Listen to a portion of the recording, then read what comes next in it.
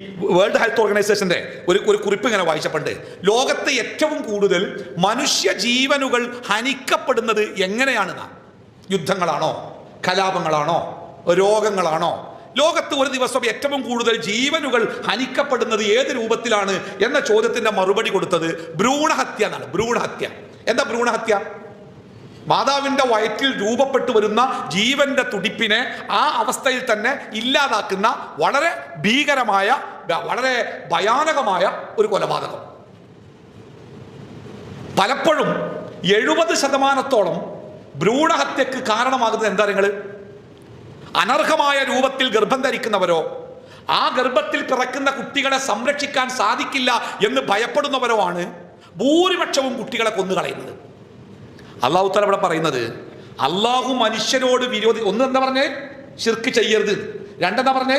മാതാപിതാക്കളുടെ കാര്യത്തിൽ ഭയങ്കരമായ ശ്രദ്ധ വേണം, അശ്രദ്ധ ഉണ്ടാവരുത്. മൂന്നാമത്തെ എന്താ പറഞ്ഞറിയോ? പട്ടിണി ഉണ്ടാകുമോ എന്ന് ഭയപ്പെട്ട് നിങ്ങൾ നിങ്ങളുടെ കുട്ടികളെ കൊല്ലരുത്. വലാ തഖ്തുലൂ ഔലാദകും മിൻ ഇംലാഖിൻ. ആ വിശപ്പ്, പട്ടിണി, ദാരിദ്ര്യത്തെ ഭയപ്പെട്ടുകൊണ്ട് നിങ്ങൾ നിങ്ങളുടെ മക്കളെ കൊല്ല. ഖശിയത ഇംലാഖിൻ. ദാരിദ്ര്യം ഭയന്ന് നിങ്ങൾ കുട്ടികളെ കൊല്ലരുത്.